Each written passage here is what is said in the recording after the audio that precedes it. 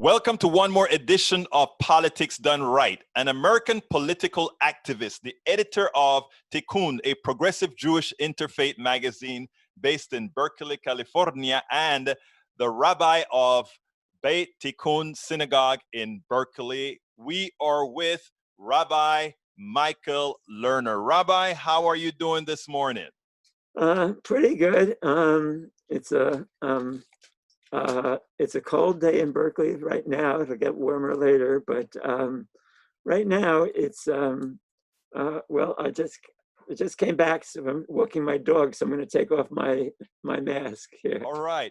Well, you know, it's great to see that we have, even though right now California is exploding, nice to see one of our good old activists out there wearing that mask as he walks his dog. Anyhow, I am an old activist. I hate to admit it because I still feel like I'm 30, but well, you know, we're all old activists now, you know. I mean, the new ones are those Gen Zs who they don't take anything, you know. It kind of brings you back to the old days. You remember those old days? I do. Well, anyhow, let me ask you, Rabbi, why don't you, before, tell our audience a little bit about who you are, because you've got some history. Well, I started as my activism at age 21 when I came to graduate school at Berkeley, where I earned a PhD in philosophy. And in that, then I was on the executive committee of the free speech movement. And then with my roommate, Jerry Rubin and I created a variety of events, one of which was the first large teach-in against the war in Vietnam. And then another teach-in that we did the next year on why white people should be supporting Black Power and not be afraid of Black Power, but should be actually supporting it.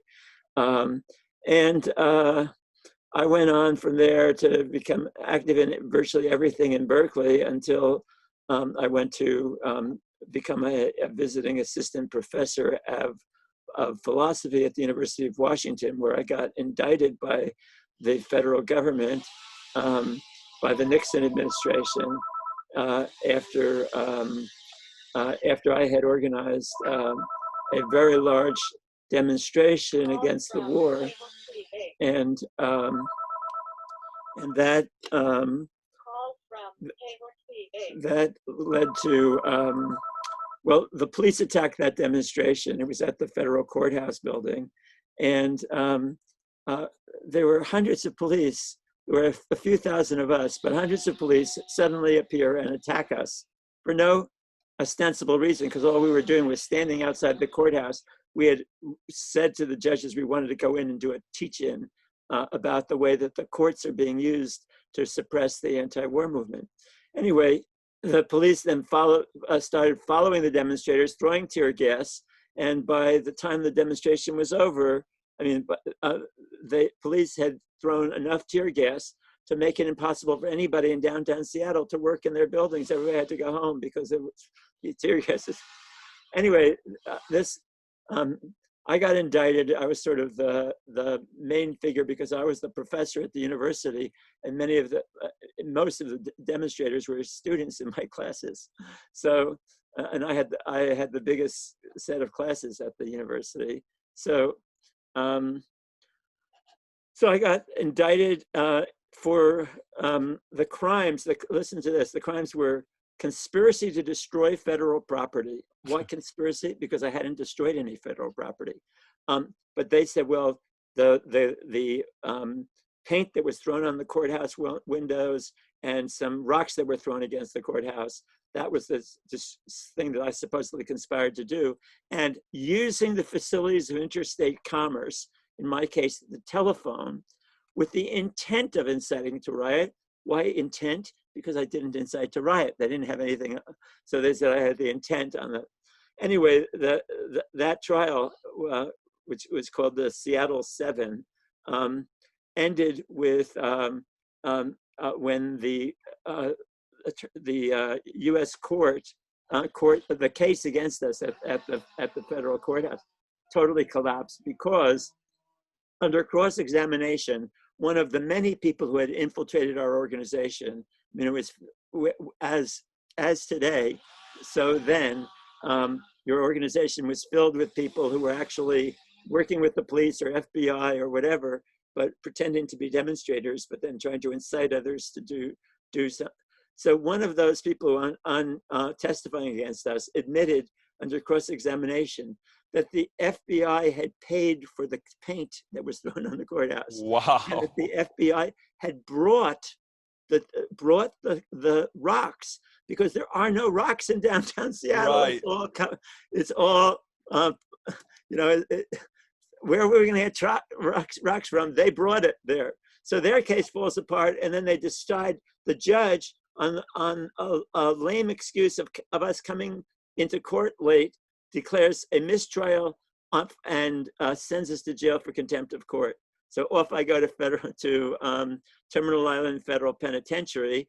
We were so popular that particularly me and one other of the defendants, so popular with the people in the state of Washington, that they believed that McNeil Island Penitentiary couldn't hold us because people would come tear it down.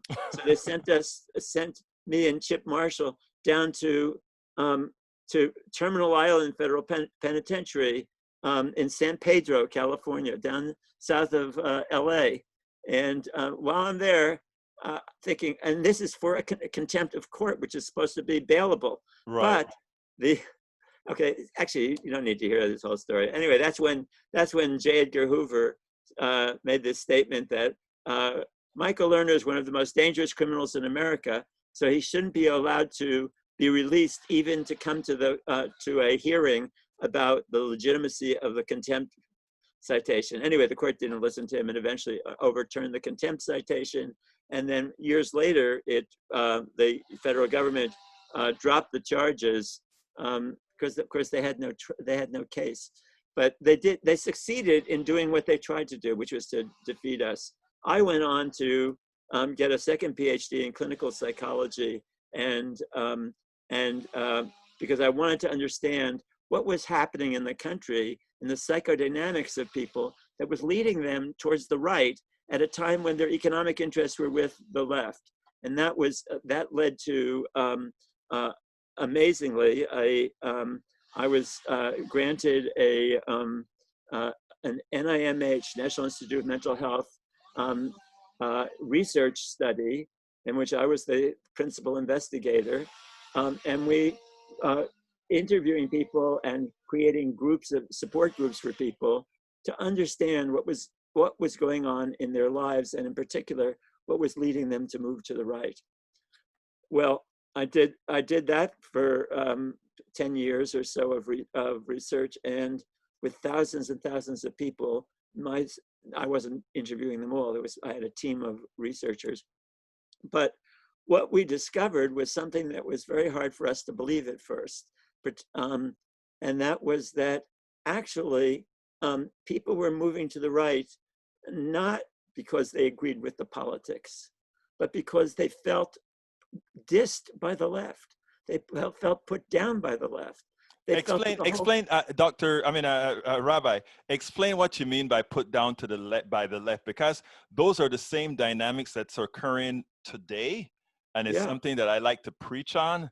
So explain to people, because when folks watch me approach the right, and really they think I'm coddling a lot of these people to the right, which is not about coddling. It's about exactly what you said. So please explain that dynamic. Well, see, what they were telling me was, so this is counterintuitive to what the left always taught about people. Because what the left teaches is a form of a Marxist reductionist, materialist reductionist conception of human beings, which is basically that human beings only care about economic matters, material supports. And they would use, for proof of this, the levels of that a psychologist had developed, that there were levels of need, and that first you had to satisfy your material needs, and then you could go up a ladder of needs until eventually you got to something like psychological or spiritual needs. But what we were finding was, of course, people need material well-being, but many of the people that we interviewed or were part of our groups, because about half of them were people of color and half were white, and many of the people in color were telling us about something that I can then found out was true by other researchers, that in poor communities, that people often are willing to sacrifice their material goods to give to other people who are also suffering materially, who don't have enough food, that people who don't have enough food themselves share with other people. And then I learned that the same thing had happened in the concentration camps where Jews were put in, that people who were close to starving to death were nevertheless sharing the littles that they had, the crumbs that they had, with other people, because they had a need not only for material well-being, but also to care for other people.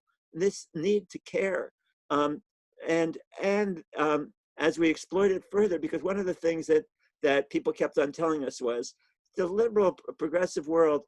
I was part of it at one point. I liked it. I thought it was a good idea. But then I heard so much anti-religion stuff. I heard them make, for a while I hung out with them. This is the kind of stories I got. For a while I hung out with them, but what I heard was, number one, that they would say that they thought that they wanted us working class people in their movement, because they needed us for demonstrations, and they needed us to go vote the way they wanted. But when you'd hang out with them, they would make comments that made it clear that they thought that we were on a lower level of development intellectually and psychologically than they are, and that they hoped that as long as if we hung out with the elites of the left long enough, we would evolve to a higher level that they were on, in which we would recognize that all the religious stuff that that if we go to church, that's all baloney, that there's nothing there that's of any value, that we're just, that you have to be stupid to believe any of that stuff. And we got the sense that they actually have contempt for our culture. They put us down. They make, so after a while, that became the main concern for many of us, of why should we hang out with or trust people who actually look down upon us, who think that. So I mean, if we jump far ahead to 2016, and you hear, if you're somebody who's not on the liberal left and you don't hang out with them anymore, which a lot of working people who used to did, then if you want to hear what the main spokesperson for the liberal left world is in 2016, it's the person that they selected to be their candidate for president. Well, what does Ms. Clinton? Yeah, what did Ms. Clinton say? She says, "Oh, those people, half of them are a bundle of deplorables." Well, that little message, which we had already learned was what people thought 30 years before, okay? But that message was then replayed and replayed and replayed in every right-wing radio station, in every television station, over and over and over again, till people felt like, namely, hey, this is what she thinks. You're all deplorables, okay? And so when we did some after the election interviews with people, we heard this often, that part of when we'd ask them, well, who did you vote for? If you voted for Trump, why? And they said, because I'm not a deplorable, okay? Right. But see, that wouldn't have had that power if it hadn't had a long history of people in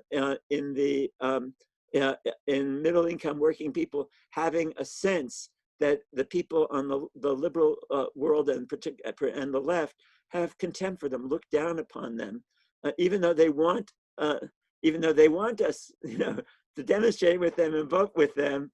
they think that we're stupid. So as we explored this more, what we discovered was that there was the hunger for, number one, for some sense of higher meaning and purpose to their lives. That's what led them to churches. But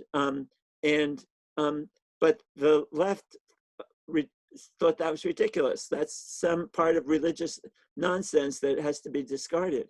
And we also heard at the same time them saying, and what we want is respect.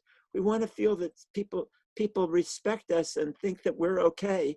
And yet we get the feeling from the liberal and left culture that that although they know that it's the distribution of wealth is unfair in this country, and they want to struggle against it, simultaneously, for at least the people in the top 20% of income earners, privately don't really engage in that struggle very hard to redistribute to redistribute wealth. They are focused on issues of identity politics, but they're not focused on redistribution of wealth.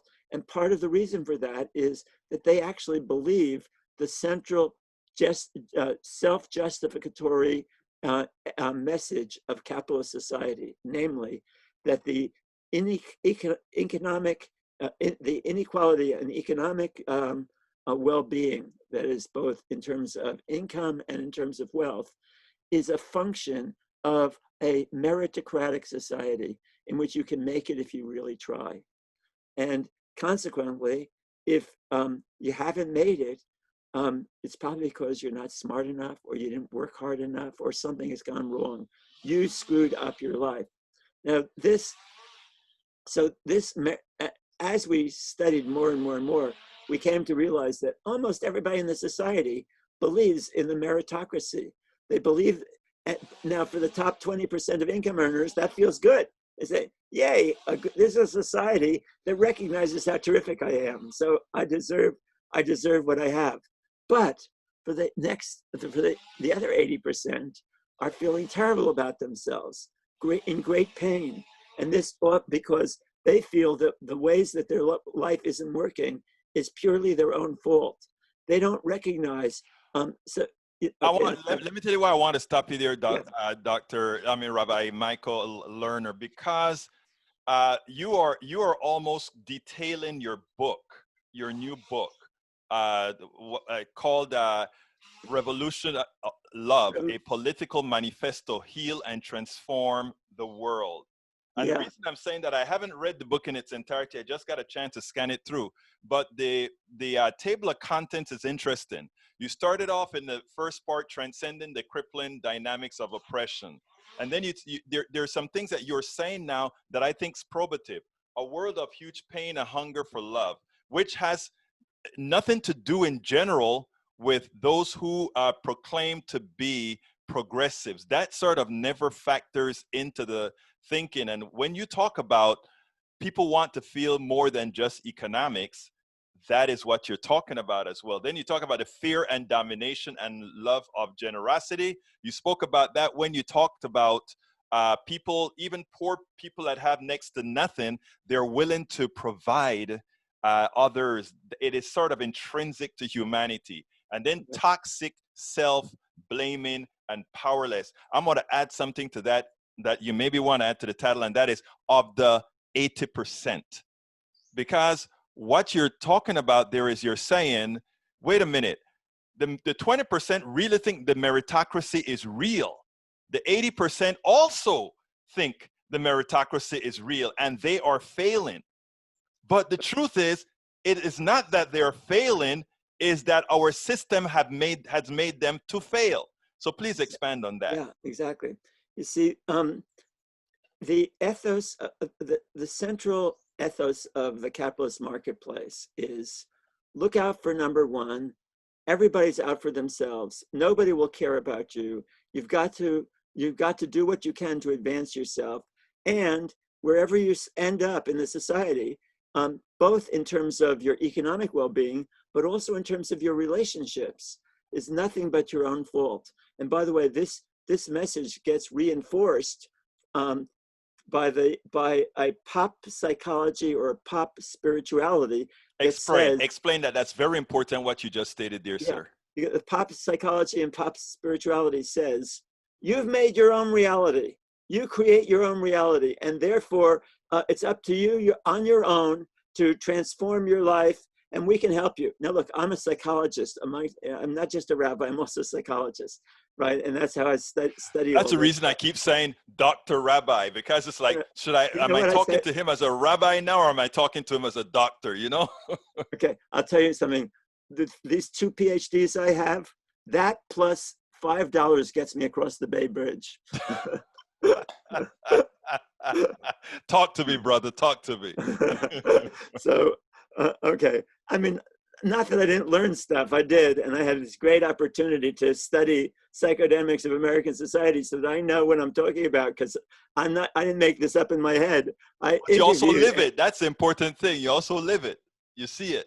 Yes, right. And I've spoken to and interviewed and had groups of people, thousands and thousands of middle income working people. So people, I continually meet people who say, oh no, that's not true. But okay, anyway, here's the truth. The truth is that there are a set of economic structures that are justified daily by the notion that you deserve what you get, and um, you cannot. And although there is some mobility for about 1 to 2% of the population over the course of the past 40 or 50 years, this a study done by New York Times in 2008 showed that the tiny percentage of people make it out of their class situation. But for most people, they are not only stuck in this situation, but they feel, because they've bought into the meritocratic fantasy of this society, that you can make it if you really try, and they end up feeling terrible about themselves. They feel, and so bad and so much pain that most people repress this. Okay, repress this information about themselves.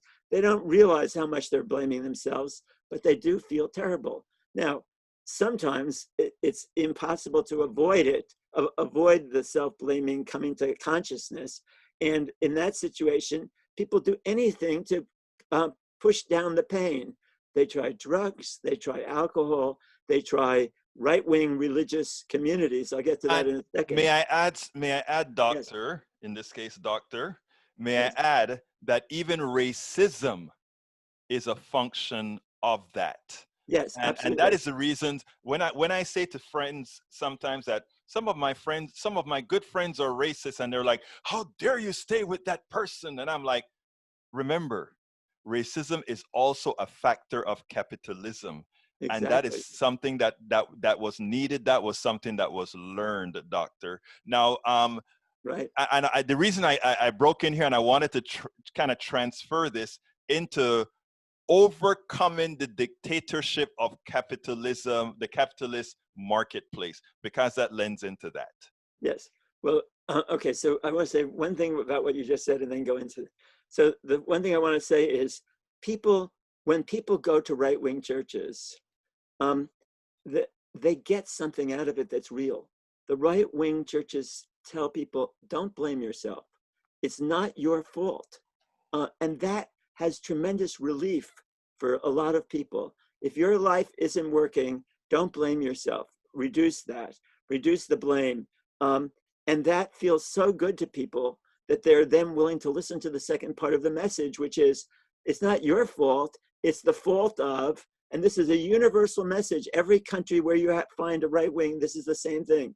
They pick whoever is the demeaned others of that society and say, they're the cause of it. They're why you're. So in Europe in the first half of the 20th century, the primary demeaned other were Jews. So you're suffering because of Jews. In the United States, the primary demeaned others traditionally were Native Americans and African Americans, and they still are. Okay, but now the right has added on to them a whole bunch of others, including all feminists, all gays and lesbians. Liberals. liberals and progressives, immigrants coming into our country. All of these things are now the source of your pain. Well, why do people buy it? Because it feels like a sigh of relief that they don't have to blame themselves.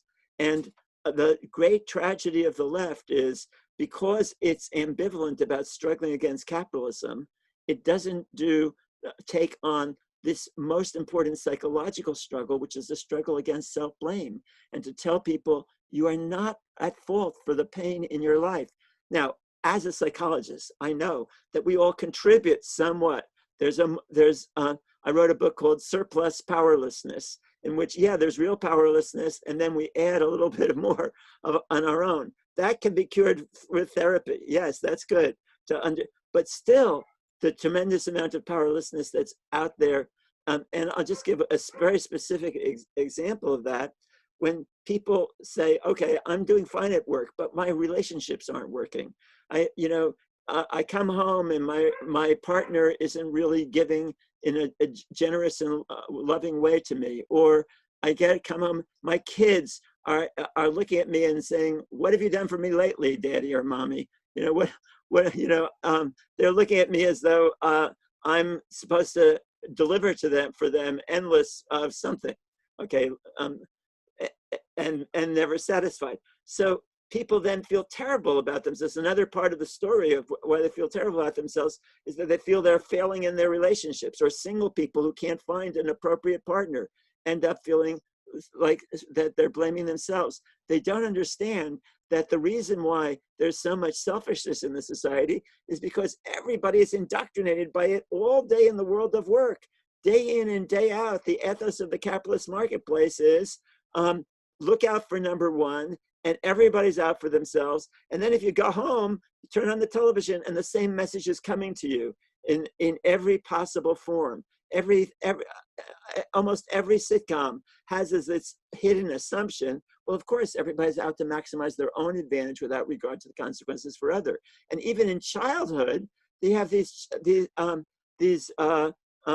comic things that kids get to watch when they're 3, 4, 5, 6 years old, and they're all about one animal beating up another animal. Okay, It's fun. It's going to be some. I talked about this to Hollywood, to some of the moguls in Hollywood, and they told me, you know what? I won't let my kids watch the kids shows that we produce. We put on our own. It's amazing. I call the whole system, right, antiseptic slavery. And the reason I call it antiseptic slavery, some people get upset because they said, how dare you mix what's going on now with the real carnage that happened during slavery? And I'm like, carnage is not only physical, carnage is institutional. And what I said is, it's interesting. These guys are professional slave makers. Why are they professional slave makers? Because the people that are now slaves don't even know they are slaves. Exactly. Because we can dangle a whole bunch of money in front of you or not. We can do whatever we please. But you know what? You're disposable. The old slaves we had to take care of because we had to clothe them. We had to make sure they had some modicum of health. But now we don't have to do that. You can't produce, we throw you away. We don't have to keep you healthy. We bring the next one in. Beautiful. Look, we're running a little bit on time here, so I want to ask you a few very important questions. You said overcoming the dictatorship of the capitalist market. Tell me two things. How to overcome the dictatorship of the capitalist market, and what are the institutional changes for building love and justice? And by the way, folks, this is all in his new book, Revolutionary Love, a Political Manifesto, Heal and Transform the World. Right, published by the University of California Press. Right, I'll have the link and everything in the blog post. Yeah, so what I want to say is, number one, we need to advocate, the left needs to advocate, the liberal world needs to advocate for a new bottom line. Right now, every institution, every corporation, every government policy is judged efficient, rational, and productive to the extent that they maximize money and power. We are saying in what I'm calling a love and justice movement, and our organization is called the Network of Spiritual Progressives. But not spiritual doesn't mean you have to be religious or anything like that. It doesn't mean you have to believe in God. It just means that you recognize this other dimension of human needs. a new bottom line that says that institutions, corporations, government policies, our healthcare system, our educational system, our cultural systems should all be judged efficient, rational, and productive to the extent that they maximize love and caring, kindness and generosity, ethical and environmental sensitivity, enhance our capacity to respond to other human beings as embodiments of the sacred, and enhance our capacity to look at the earth, not simply in terms of what we can turn into a commodity and sell, but to look at the earth with awe and wonder and radical amazement at the grandeur of this universe. So it's a whole different way of thinking. It's the way that if the liberal and progressive world, most of the people in the liberal and progressive world are there in part because they want that kind of a world, but they think nobody else does, and they think that it'll make them look silly if they talk about love, kindness, and generosity. But these are the things that people are hungry for, and the left agrees with it, but never talks about it.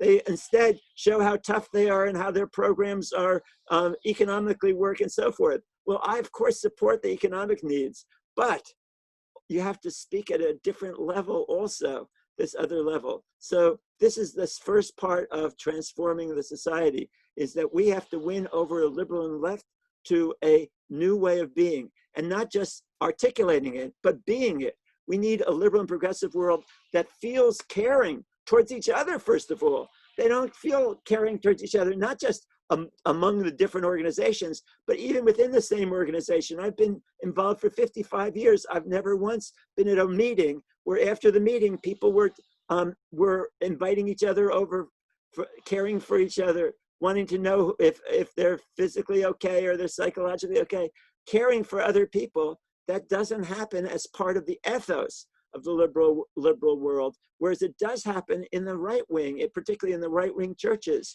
I've gone to right wing churches, and immediately people are saying, "Hey, anybody in your family sick? Is there, do you have a place?" I go to right wing synagogues, and people said, "Is anybody in your family need a visit? We'll go there, or do you have a place for lunch? We'll take you home, bring you home to lunch." We don't have that ethos in the left. We don't take care of each other.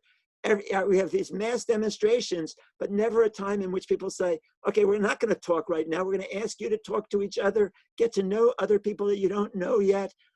It's a lonely world. Get to know other people. We want to help make connections between people. So I'm saying both. We have to articulate a new bottom line of love, caring, kindness, and generosity, and simultaneously live it, embody it, so that people feel when they come to a liberal or progressive meeting or a demonstration that it's not just about the correct points we have to make, it's also about caring for each other. Rabbi, I am trying. I go to all these different progressive organizations and the meetings across the country. And that is something, I first of all, I want to commend you for putting it all together in one place in a book like that, because I think it is so important.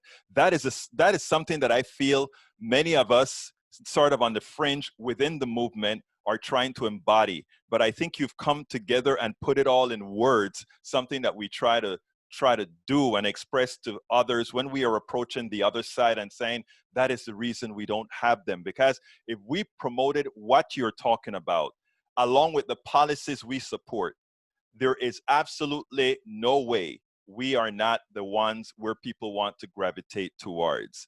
Now, Yes.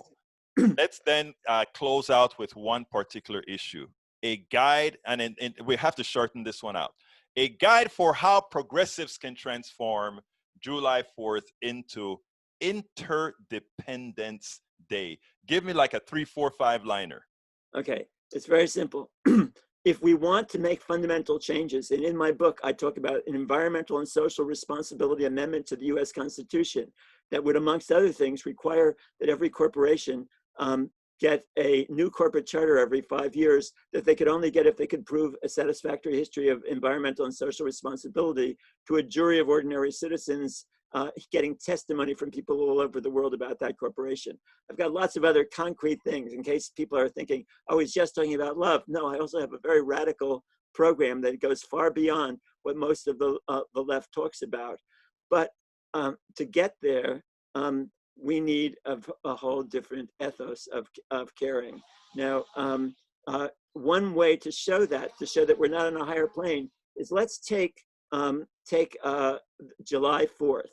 And instead of looking down on our neighbors and putting them down for observing this their holiday, we should say, yeah, we'll use that opportunity to put forward a slightly different spin on what July 4th should be about. You're talking about Independence Day. We're talking about Interdependence Day. That we recognize that we are dependent on every other person on the planet, not just ourselves and not just the people we know. We're really interdependent with everyone else, and we're interdependent with the planet itself. So we're going to celebrate July 4th, but in a whole different way. And so also on our website, Tikkun, Tikkun.org. Tikkun is the name of the magazine I edit, but Tikkun.org, Tikkun.org. We have details of how you would run a picnic. This year it would have to be probably a picnic online in a Zoom call. How you would run that in a way that focused on our interdependence with each other, but still celebrating some of what's good in America.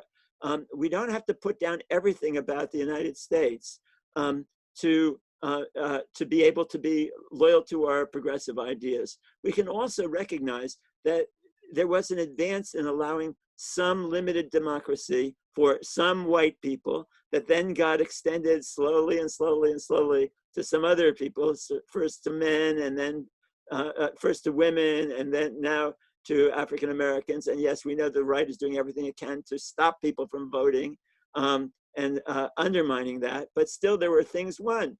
And so here we have in that that article that you'll find on the website, tikkun.org, I lay out some of the things that we can be grateful for. For example, the struggles of working people that actually got some rights for people. A 40-hour work week as opposed to an endless work week. Now, in my book, Revolutionary Love, I call for a 28-hour work week. So 4 days a week, because so that we have a day that is totally available to us to care for each other and to not have to work. But anyway, yes, we have to celebrate that which is okay and let our neighbors know that we're not looking down on them for celebrating, but we'd like to invite them to consider our interdependence with all other beings and our interdependence with the well-being of the earth.